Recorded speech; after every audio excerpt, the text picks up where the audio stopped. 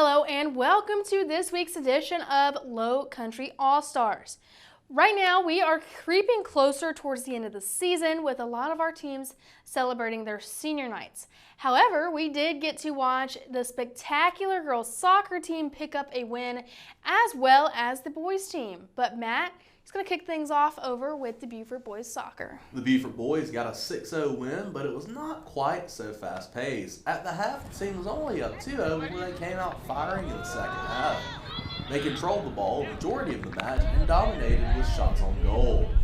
This was the third meeting between these two teams this season, and Beaufort completed the clean sweep. The success the Eagles have had has been backed by longtime head coach Terry Rollins. I think the second half tonight, was kind of a threat to them. If we don't see, as a coach, I can't coach effort. And the effort wasn't there. I say, okay, well, then we're going to practice in the morning. We normally practice in the morning at 6. So we are going to practice in the morning because I had to beg them to do things like they did in the second half. So it's coming together really well. We're looking forward to all the games that we have coming up. We would love to be first or second in the region because we want to be able to stay here for the playoff game so you guys can come cover us. I tell you, it was great getting to speak with Coach Rollins. He was very knowledgeable, and although he seemed intimidating whenever he was out on that field, he was super nice and very willing to talk. Really just a great guy. I really enjoyed talking to him and just learning all about him and the way he runs his program.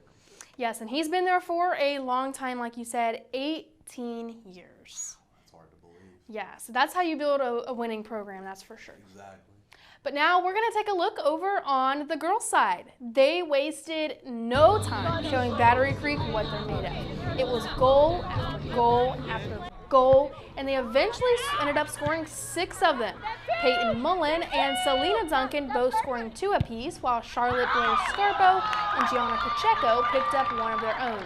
Duncan also tacked on 3 assists. The scoring core for the Lady Eagles is absolutely lethal. My early prediction is these girls are going to make it far in the postseason. They are 10-2-1, and they have outscored their opponents 76-13. 2 of those wins were 16-0 shutouts. I know they're 10-2-1, but one of those losses was in double overtime, which is no easy task to complete.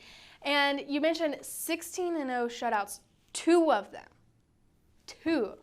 That is just absolutely insane. 1 is crazy, so I can't believe they were able to pull it off twice. And not only is that offense firing, but you got to look at the fact they've had 13 games and they've allowed 13 goals. Like a goal a game, that's just... Yeah, I see them being totally hard to beat, and I'm totally with you right there on that prediction, Matt. We're going to be switching gears for just a second. In the spirit of the Masters, the RBC Heritage Tournament will be coming to Hilton Head Island next week. And here at BCTV, we will be bringing you full coverage. So make sure you are tuning in daily for interviews, behind-the-scenes looks, and more.